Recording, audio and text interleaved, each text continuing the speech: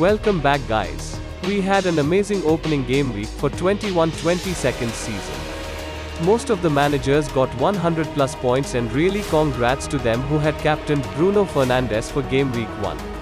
A hat-trick on the opening day, just incredible. And for me not a bad start, with 95 points placing in top 700k. You can see the defense was really poor for game week 1 and was expecting more points from the back as Brighton could have had a clean sheet, and also from Aston Villa, really disappointed with their performance in the first half.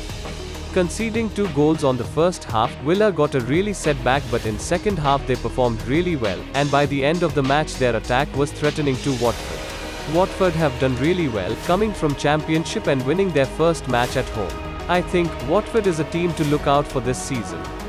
In the midfield, Salah and Bruno was on fire, both scoring double digits on the opening day. And most likely one of them will again be top point scorer in season 21-22.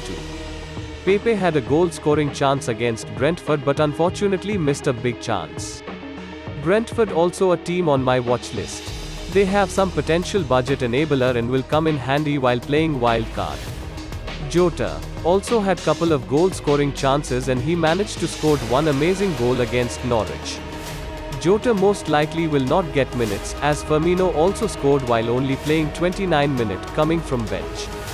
When Firmino came on the pitch, the forever-known trio looked sharp, and Liverpool's attack looked more deadly. And as always, Antonio a great FPL asset when he is fit. He scored 1 goal and got 2 assists. But was unfortunate not to convert the penalty.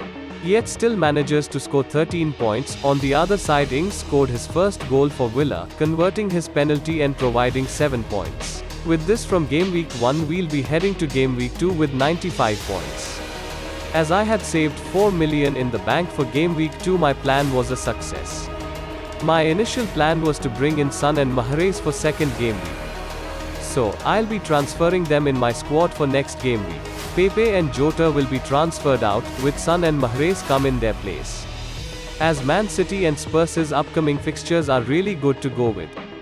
Liverpool looked deadly with Salah on the right flank against Norwich. Salah created 6 chances while scoring 1 goal and 2 assists. He took total 5 shots during the match and XG was 0.21.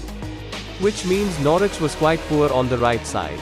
It is right that Mahrez was poor against Tottenham, but Man City was struggling to create any chances, which is why Mahrez got less on the ball. Still, Mahrez took 2 shots and created 1 chance, and his XG was actually good, 0.47 against Spurs. On the right flank against Norwich, Mahrez can be critical. As you can see in heat map, his work rate on the right flank was really good, and with Gundogan out because of injury, De Bruyne probably will take his place and play behind Mahrez. So, he can get more chances and probably can get some goals or assists against Norwich. So, this is how my team will set up for game week 2. With Mahrez captain and Bruno vice captain. Let me know, was my plan was worth it or not, and what do you think, should I have not taken any hit this early?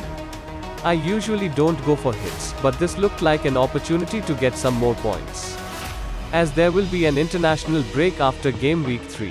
So, if my plan backfires, I can wildcard after game week 3.